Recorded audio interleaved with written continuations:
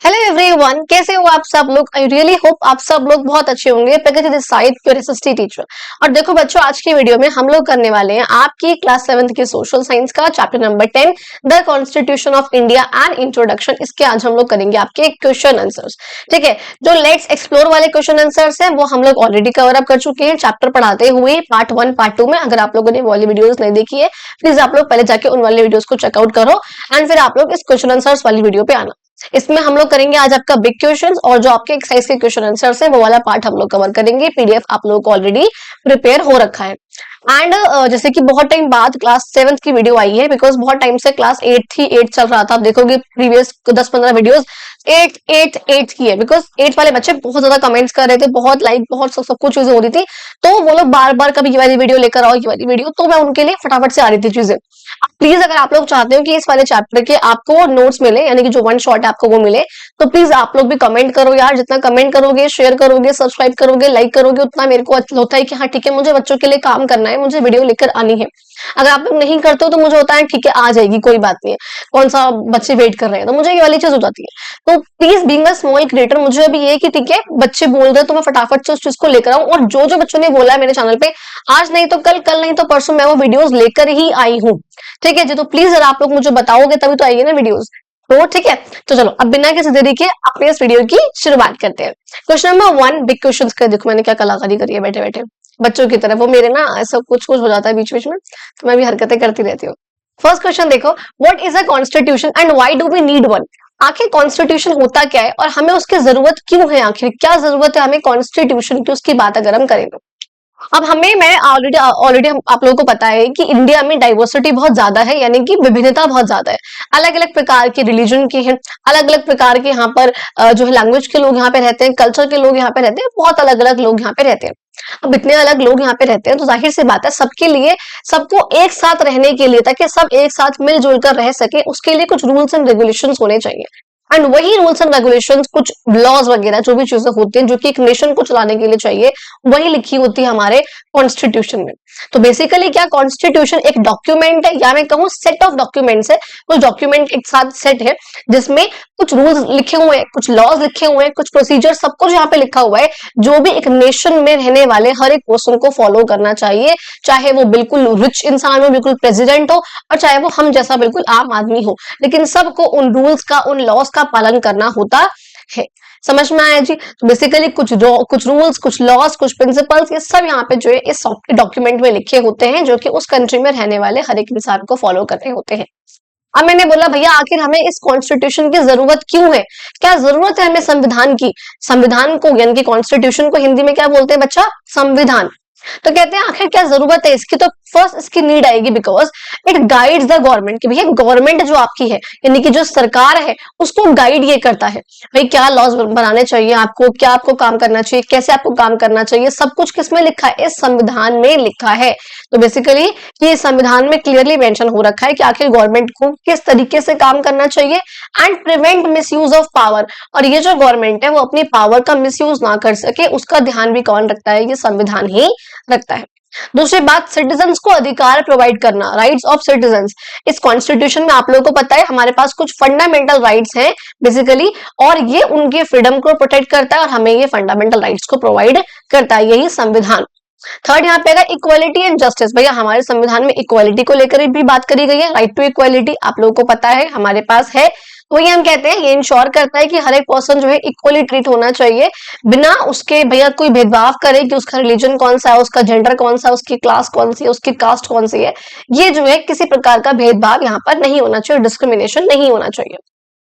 फिर बात करेंगे लिमिट्स पावर, कि भाई जो यहाँ पर गवर्नमेंट है, या चाहे वो हमारा लेजिस्लेचर है, चाहे वो एग्जीक्यूटिव है, चाहे जुडिशियरी, कोई भी है, सबकी पावर पे लिमिट लगाना, कोई भी अपनी पावर का मिसयूज ना कर सके, या किसी भी एक इंसान के पास पावर ना हो। क्योंकि देखो आप लोगों को पता है कि जैसे आपको मान लो अगर सिर्फ और सिर्फ जो प्राइम मिनिस्टर है, अगर उनके पास सारी पावर हो तो भाई वो अपनी पावर का जाहिर सी बात है मिसयूज करेंगे। लेकिन अगर संविधान में क्लियरली मेंशन है कि हाँ प्राइम मिनिस्टर की पावर कौन कौन सी है, वो कितना काम, क्या काम कर सकते हैं, हैं तो क्या मिसयूज कर पाएंगे? नहीं कर पाएंगे। इसलिए उनकी पावर पे लिमिट लगाना, सही तरीके से उनको काम करवाना किसका काम है? हमारे संविधान का। एंड लास्ट बात, जाहिर से लिखो नहीं लिखो वो आपको बेसिक है बहुत चीज यहाँ पर, भाई यूनिटी एंड डाइवर्सिटी। मैंने स्टार्टिंग में बोला इंडिया में डाइवर्सिटी बहुत ज्यादा है, लेकिन ये सारे लोग एक साथ मिलजुल कर रह सके, यूनिटी से रह सके, एकता से रह सके, इसके लिए कौन जरूरी है? संविधान जरूरी होता है। क्लियर हुआ फर्स्ट क्वेश्चन। सेकंड क्वेश्चन पे आते हैं, how was the Indian constitution prepare? आखिर जो आपका इंडिया का कॉन्स्टिट्यूशन था वो किस तरीके से बच्चा प्रिपेयर हुआ था, कैसे बना था? तो हम लोग को ये चीज बहुत अच्छे से पता है कि इंडिया का कॉन्स्टिट्यूशन बनाने के लिए जैसे ही इंडिया आजाद हुआ था, आजाद हुआ भी नहीं था वैसे तो उससे पहले ही दिसंबर 1946 से ही कॉन्स्टिट्यूएंट असेंबली यहाँ पर हमारी फॉर्म हुई थी। Now what is constituent assembly? मैंने कहा आफ्टर इंडिया गॉट इंडिपेंडेंस, जब आजाद हुआ उससे पहले ही 1946 में कॉन्स्टिट्यूएंट असेंबली बैठ चुकी थी। ठीक है, कॉन्स्टिट्यूशन लिखने के लिए हमारे देश का, क्योंकि भाई अब हमको ये पता था कि ब्रिटिशर्स हमारे देश से जाने वाले हैं, हम उनको भगा रहे हैं। अब जब वो चले जाएंगे तो हमारे देश को चलाने के लिए हमें कुछ रूल्स, लॉज, प्रिंसिपल्स की जरूरत होगी। उसके लिए हमको अपना संविधान चाहिए, बिकॉज उस टाइम तक बहुत सी कंट्रीज का, चाहे यूएसए है, स्विट्जरलैंड है, कई कंट्रीज का जो है संविधान बन चुका था, हमारा अभी तक नहीं बना था, तो हमको वो चाहिए था।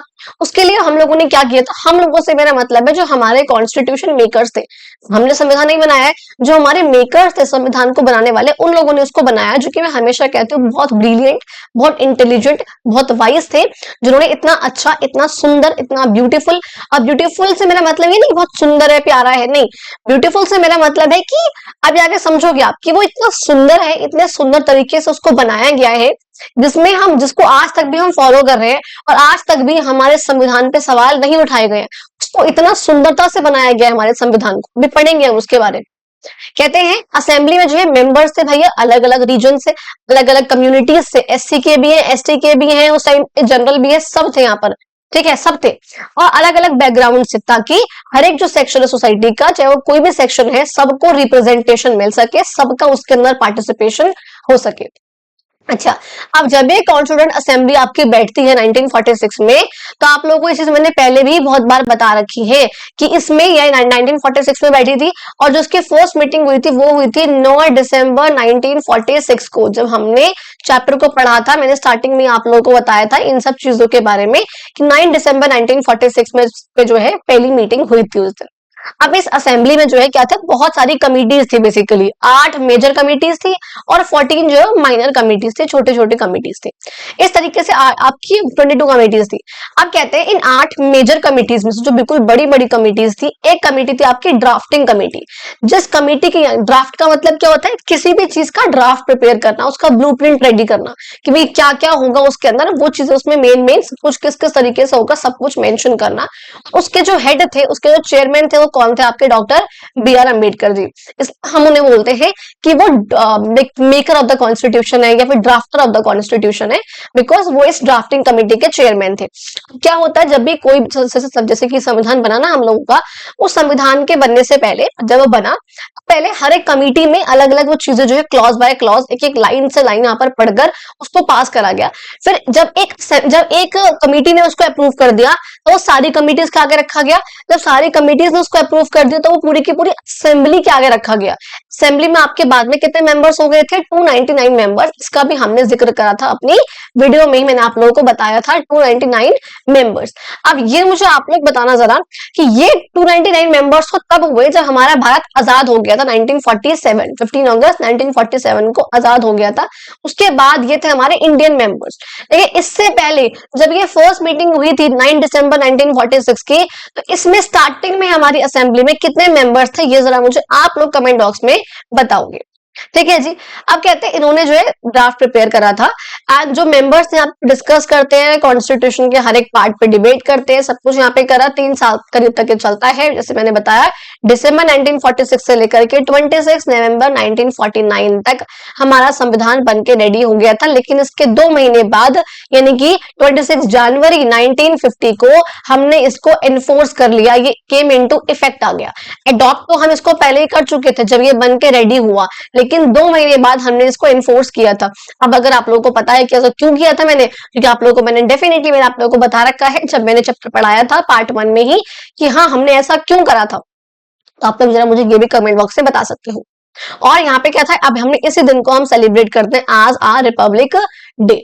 समझ में आ गया जी। And that was second question. ठीक है, थर्ड पे बात करते हैं। देखो, how did our freedom struggle and civilizational heritage influence the constitution. ये पॉइंट भी लास्ट के चैप्टर में पार्ट 2 में हम लोगों ने कवर करा था, किस तरीके से फ्रीडम स्ट्रगल यानी कि जो हमने आजादी पाने के लिए स्ट्रगल कराए है वो, और दूसरा सिविलाइजेशनल हेरिटेज यानी कि जो बहुत पुराने टाइम से चलती आ रही चीजें हैं उसका जो हमने उसको प्रिजर्व करके रखा है। इन दोनों ही चीजों ने, स्ट्रगल ने और बहुत पुरानी चीजों ने, इन दोनों ही चीजों ने किस तरीके से हमारे कॉन्स्टिट्यूशन को इन्फ्लुएंस करा है, किस तरह उसके बनने पे प्रभाव डाला है अपना, कैसे क्या चीजें करी है।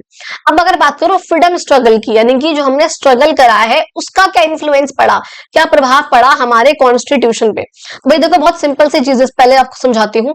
जब हमने स्ट्रगल करा फ्रीडम के लिए, आजादी के लिए, हमारे फ्रीडम फाइटर्स ने, तब हम लोगों को पता लगा कि कुछ बहुत बेसिक राइट्स जो कि हमको मिलने चाहिए, चाहे वो वोट करने का अधिकार हो, चाहे इक्वालिटी का अधिकार हो, फ्रीडम का अधिकार हो, बोलने का अधिकार हो, कहीं जाने का अधिकार हो, बहुत सारे अधिकार हो, पढ़ने का, पढ़ाने, कुछ भी चीजों का, ये अधिकार जो हमको मिलने चाहिए थे वो ड्यू टू ब्रिटिशर्स हमको नहीं मिल पाए, हमारे लोगों को नहीं मिल पाए।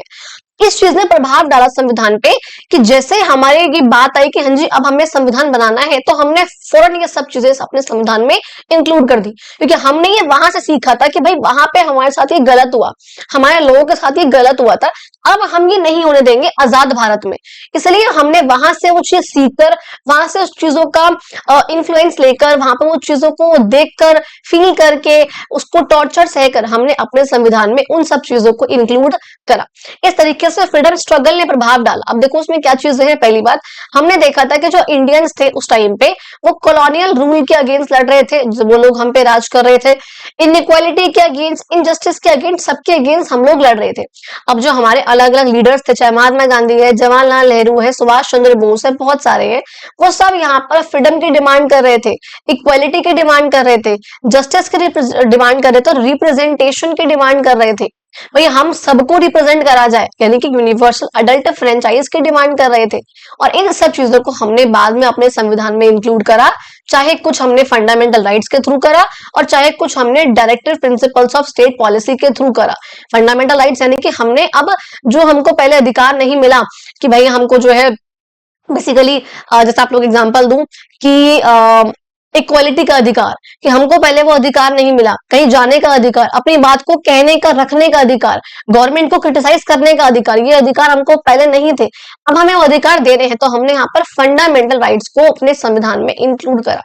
प्लस कुछ हमारे directive principles of state policy, यानी कि कुछ ऐसी पॉलिसीज है बेसिकली ये, जो कि जब भी गवर्नमेंट कोई काम करे तो वो संविधान, जिन पे गवर्नमेंट अगर कभी भी बेसिकली अगर कैसे बोलूं, जैसे मान लो फॉर सपोज अगर गवर्नमेंट कोई भी पॉलिसी बना रही है, कोई लॉ बना रही है, कोई रूल बना रही है, तो उनको डायरेक्शन देने वाले कुछ ऐसे प्रावधान को ध्यान में रखकर ही गवर्नमेंट अपनी पॉलिसी बनाएगी।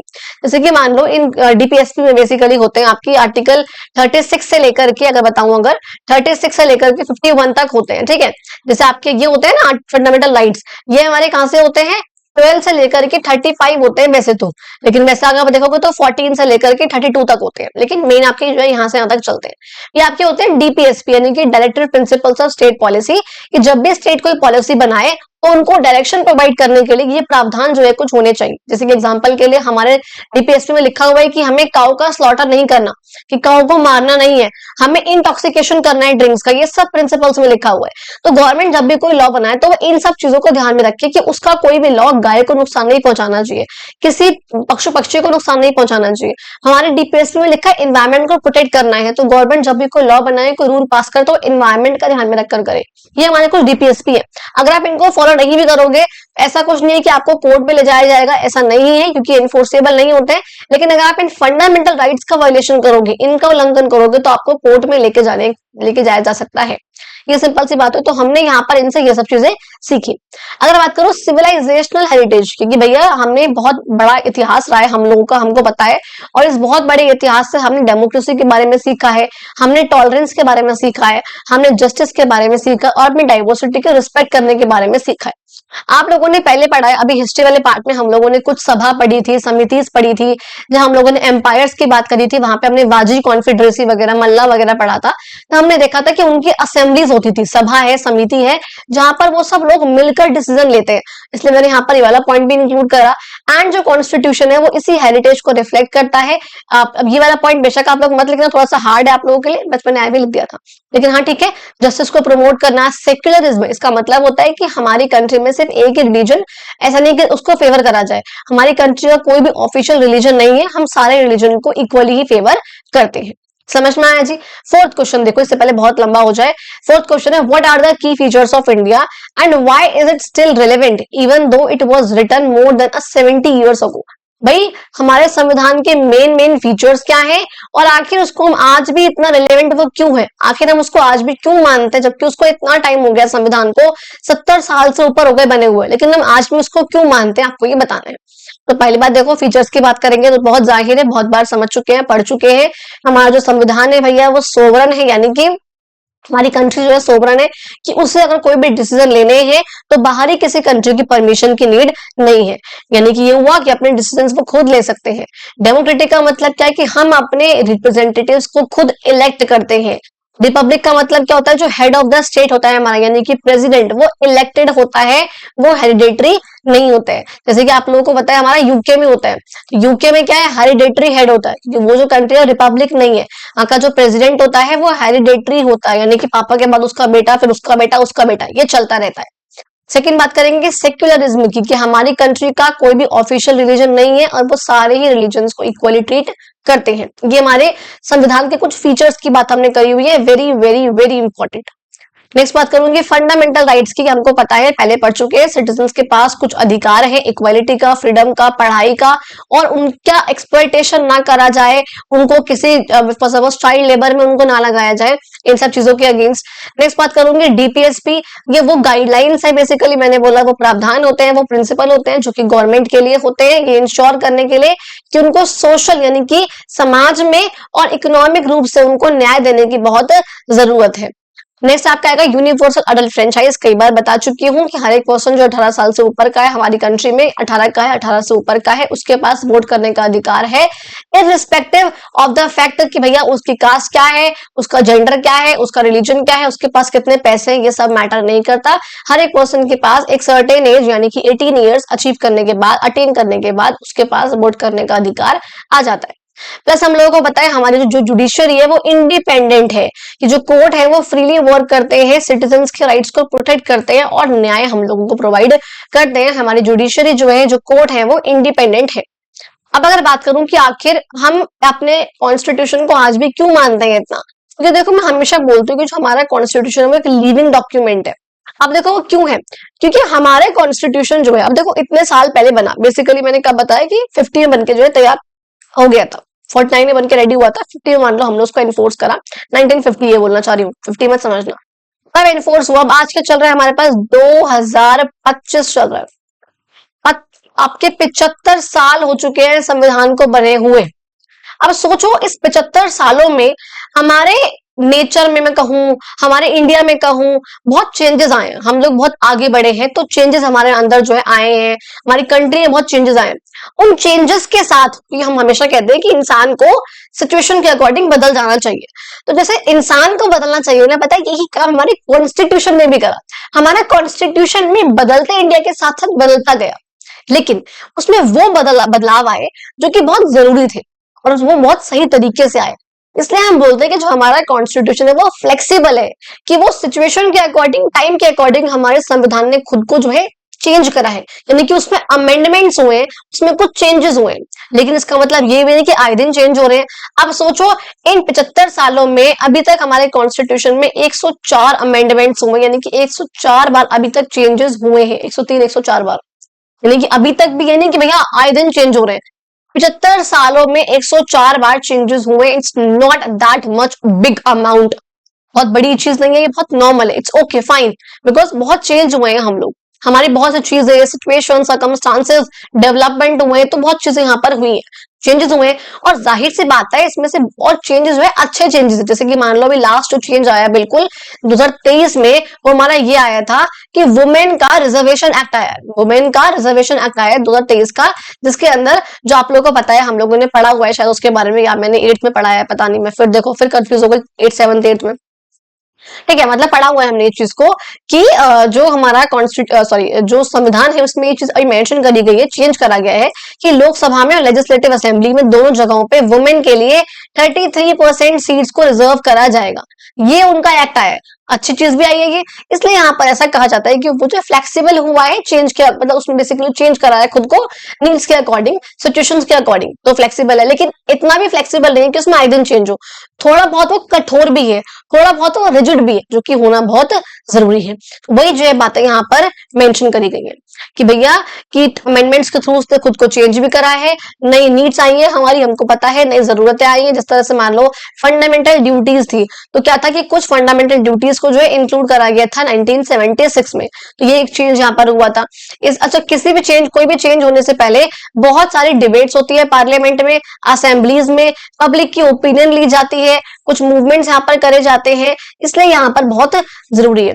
और हम अपने संविधान को आज भी इसलिए मानते हैं क्योंकि वो फ्लेक्सिबल भी है और वो रिजिड भी है, जिससे आज भी हमारा जो संविधान है वो मीनिंगफुल है, मानने लायक है, योग्य है। ठीक है जी। अब देखो नेक्स्ट बात करेंगे हम लोग, आपके डायरेक्टली आएंगे, हम जंप करेंगे आपके क्वेश्चन आंसर्स पे, ठीक है, क्योंकि हम लोग पहले ऑलरेडी सब कुछ कवर अप कर चुके हैं। फर्स्ट क्वेश्चन की बात करें, the constituent assembly basically had representatives from diverse backgrounds in India। मैंने बोला कि जो असेंबली थी, हमने स्टार्टिंग में पढ़ा था कि उसमें अलग अलग प्रकार के लोग थे, बहुत ज्यादा अलग अलग रिप्रेजेंटेटिव थे, अलग अलग बैकग्राउंड से, अलग कल्चर, अलग कम्युनिटी, सब कुछ अलग अलग। तो why do you think it was important to have a diverse set of representative? फिर इतना अलग, इतने विभिन्न प्रकार के लोगों की यहाँ पे जरूरत क्या थी? सबसे सिंपल, सबसे बहुत बिल्कुल नॉर्मल आंसर है, क्योंकि हमको पता है कि हमको सबका ध्यान रखना है। ऐसा ना हो कि कोई भी एक सेक्शन छूट जाए। अगर वो सेक्शन छूट गया, यानी कि उसका जो ओपिनियन होगा, फॉर सपोज अगर मैं बोलूं भैया जनरल और एससी ये दोनों आ जाएंगे, क्योंकि देखो ओबीसी वो समथिंग, ओबीसी समथिंग जो कि अभी 1992 में आई है का ये कैटेगरी, ये पहले नहीं थी, तो हम इसको अपने संविधान में अभी काउंट नहीं कर रही हूँ मैं, जब बना था उस टाइम पे, तो अभी मैं उसको काउंट नहीं कर रही हूँ। जब बना था उस टाइम पे एससी एसटी और जनरल वगैरह ये लोग हुआ करते थे, और मुस्लिम्स वगैरह वो अलग थे, तो उनको अभी हटाते हैं। अभी हम इन तीनों की बात करते हैं। मान लो अगर मैं बोलूं कि कोई भी एक ऐसा हम क्या पढ़ते हैं, हाँ डाइवर्सिटी की जरूरत है, ठीक है। अगर मैं बोलूं कि जनरल के और एससी के इन दोनों के कैंडिडेट्स तो जो है हमारे पार्लियामेंट की हमारे कॉन्स्टिट्यूंट असेंबली में बैठेंगे, लेकिन जो एसटी कैंडिडेट्स होंगे, यानी कि जिन्हें हम बोलते हैं ट्राइबल्स, वो यहाँ नहीं बैठेंगे। अब अगर मैं ऐसा करती, जाहिर सी बात है जो इनके व्यूज होते हैं, जो इनका ओपिनियन है, जो इनकी कम्युनिटी के लिए कुछ बेनिफिट्स करे जाने हैं, अगर इनके लोग अंदर नहीं बैठे होंगे असेंबली में, तो इनके लिए आवाज कौन उठाएगा? कोई नहीं उठाएगा। अगर वुमेन अपने लिए शुरुआत से आवाज नहीं उठाती, चाहे फ्रांस में, चाहे इंडिया में, कहीं पर भी, तो वुमेन के पास आज भी अधिकार नहीं होते। वुमेन ने आवाज उठाई तभी उनके पास अधिकार है, से क्योंकि वो अंदर जाके बैठी वहां पर संविधान में, बाहर से उन लोगों ने प्रोटेस्ट करा और फिर अब जो है बैठी हुई है, वो बैठी पहले से भी थी। सेम ऐसे ही एसटी अगर नहीं होगी, कोई भी एक सर्टेन कैटेगरी या कम्युनिटी नहीं होगी, तो उनके लिए आवाज कौन उठाएगा? तो इसलिए हम बोलते हैं कि सबके इंटरेस्ट को, सबके कंसर्न्स को इंक्लूड करने के लिए सारे ये सेक्शन से रिप्रेजेंटेटिव आए, ये ध्यान रखने के लिए, ताकि जो संविधान बने वो फेयर बने, सही तरीके से बने और सारे सिटीजन उसको एक्सेप्ट करें। इसके लिए हमको डाइवर्स असेंबली की बहुत जरूरत थी। अगर कोई भी एक ग्रुप होता जो डोमिनेट करता है अपने आप को, तो इससे जाहिर सी बात है उससे प्रॉब्लम हो जाती, इक्वालिटी वगैरह तो जो है आने की बात थी ही नहीं। नेक्स्ट क्वेश्चन पे बात करते हैं उसकी। सेकंड क्वेश्चन है, read the statements below carefully and identify which features and values in the constitution are reflected in each statement. आपको ये स्टेटमेंट्स पढ़नी है और आपको बताना है कि इसमें कौन से वैल्यू की बेसिकली हमने बात करी है। फर्स्ट देखो यहाँ पर है, Sheena, Rajat and Harsh are standing in a line, they are excited to cast their first vote in the general election. ये बोल रहे हैं कि तीनों जो बच्चे हैं यहाँ पर ये लाइन में खड़े हुए हैं और ये अपना फर्स्ट वोट जो है देने जा रहे हैं। तो हमने कौन सी वैल्यू की बात करी है? देखो वोट की बात आई है यहाँ पर, तो यहाँ पर ऑब्वियस है यूनिवर्सल अडल्ट फ्रेंचाइज की बात हमने यहाँ पर करी हो। सेकंड देखो कह रहे हैं, Radha, Imon, Harpreet study in the same class in the same school. भाई देखो अब सब जो है, अब देखो यहाँ पे क्या बोल रहे हैं, राधा है लग रहा है कि हिंदू का ही नाम है, इमोन हल्का लग रहा है कि मुस्लिम नेम है, और ये लग रहा है कि हमारे जो सरदारों का नाम होता है वो है। अब यानी कि सब जो है सेम क्लास में सेम स्कूल में पढ़ रहे हैं, यानी कि यहाँ पे किसी प्रकार का कोई डिस्क्रिमिनेशन नहीं है, यहाँ पे सब जो है इक्वल है। तो बोलूंगे भैया यहाँ पे आपका लग रहा है राइट टू इक्वालिटी। थर्ड यहाँ पे देखो बोलूंगे parents must make arrangements to ensure their children's education, कि पेरेंट्स को जो है ध्यान रखना चाहिए, उनको कुछ ऐसा करना चाहिए ताकि उनके बच्चे जो है एजुकेशन प्राप्त कर सके। तो जाहिर है एजुकेशन की बात यहाँ पर आई है, तो ये आपका क्या होगा right to education which is called RT act यहाँ पर इसके अंदर आएगा। नेक्स्ट बात करेंगे हम people of all caste gender and religion can use the village well, कि भैया यहाँ पर जो सारे कास्ट के जेंडर के रिलीजन के लोग हैं वो उस गांव के जो कुआं है उसका इस्तेमाल कर सकते हैं, यानी कि पहले की तरह यहाँ पर किसी प्रकार का डिस्क्रिमिनेशन नहीं हो रहा है, यानी कि it is called right against discrimination. समझ में आगे वाली चीजें देखो, यहाँ पर ये चीजें मैंने मेंशन करी हुई है। नेक्स्ट देखो बात करेंगे it is said that all citizens in India are equal before the law, do you think it is a fact? ऐसा कहा जाता है कि कानून की नजर में हर एक इंसान बराबर है, क्या ये सही है?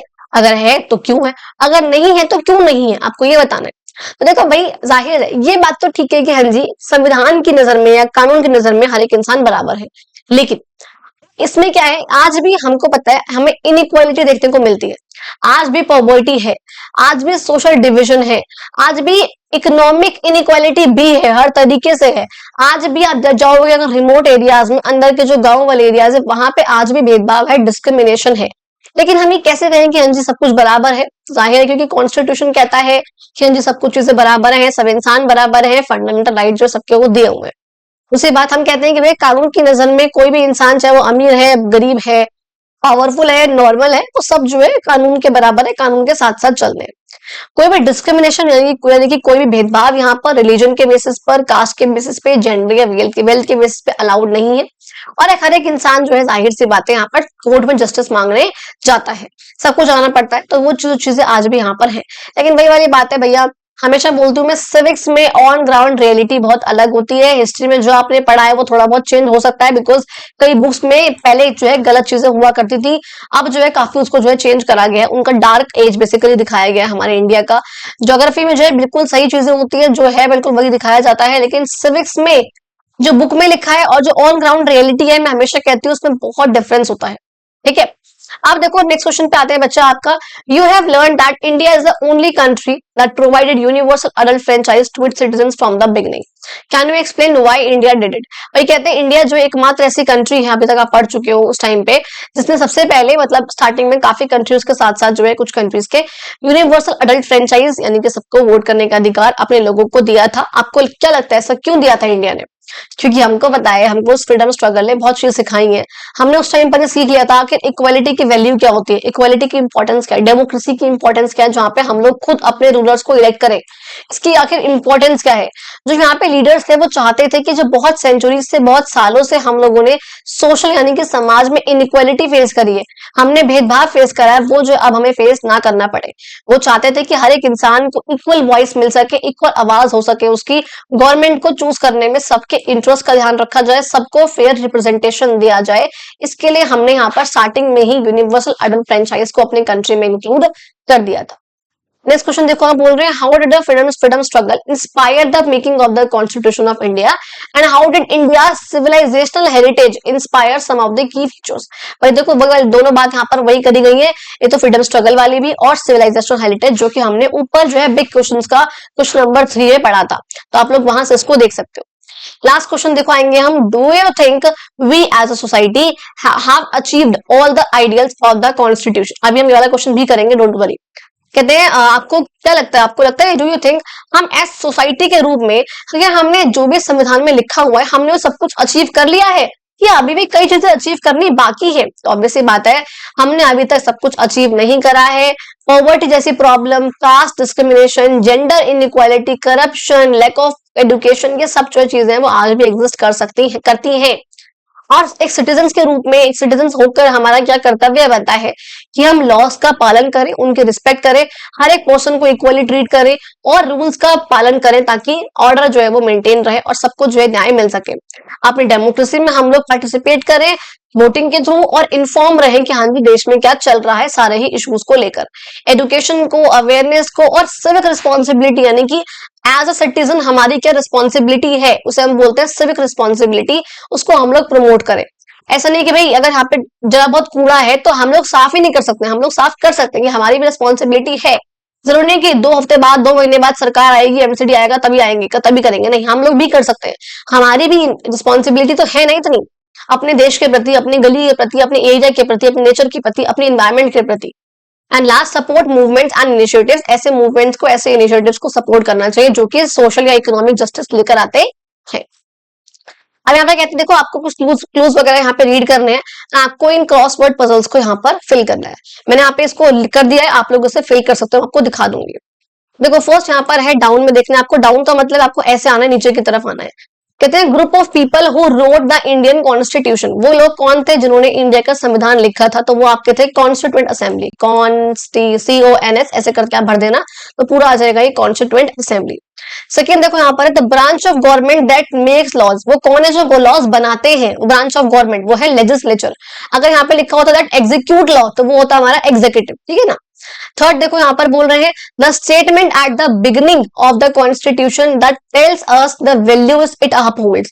जो हमारे संविधान के स्टार्टिंग में एक स्टेटमेंट होती है, एक इंडेक्स काइंड ऑफ होता है, इसमें लिखा होता है कि आखिर हमारे संविधान में किन किन वैल्यूज पे बात करी गई है, justice, equality, fraternity etcetera etcetera. वो उसे हम क्या बोलते हैं? Preamble of our constitution. Fourth देखो यहाँ पर है the document that lays out the rules and laws of the country. पढ़ चुके हैं भैया, वो हमारा है constitution. The gas used to preserve the original constitution safely. Starting में पढ़ा चैप्टर के, दैट इज कॉल्ड हीलियम, जिसने हमारे संविधान को सुरक्षित रखा हुआ है। सिक्स यहाँ पर है basic rights given to every citizen like freedom and equality. जो कुछ बेसिक अधिकार है जो कि हम सिटीजन्स को दिए गए हैं, वो अधिकार क्या है? हमारे फंडामेंटल राइट्स होते हैं। सेवंथ यहाँ पर आएगा वो पार्ट यहाँ पे कॉन्स्टिट्यूशन का जिसमें हमारी ड्यूटीज लिखी हुई है कि हमारी ड्यूटीज क्या है अपने देश के प्रति, that are called fundamental duties. एक यहाँ पर है हाईएस्ट कोर्ट इन इंडिया, कौन सा है वो? जो कि हमारे कॉन्स्टिट्यूशन को प्रोटेक्ट करता है, सुप्रीम कोर्ट। नेक्स्ट यहाँ पर है system where the head of the state is elected head होता है, यानी कि रिपब्लिक। एंड लास्ट है the process by which the constitution can be change over time. वो क्या है? अमेंडमेंट, जिससे हम अपने संविधान को टाइम के साथ साथ चेंज कर सकते हैं। क्लियर हुआ बच्चों? And that was all of your chapter, all of your question answers. I hope आप लोगों को वीडियो अच्छी लगी हो। अगर वीडियो अच्छी लगी चैनल को सब्सक्राइब करो, वीडियो को लाइक करो, कमेंट करो, शेयर करो। पीडीएफ चाहिए हो टेलीग्राम ग्रुप पे डिस्क्रिप्शन बॉक्स में, वहां से आप लोग पीडीएफ को डाउनलोड कर सकते हो। थैंक यू सो मच, मिलते हैं अपनी अगली वीडियो में। और जो दोबारा वीडियो नेक्स्ट वीडियो चाहिए हो कमेंट बॉक्स में बता देना।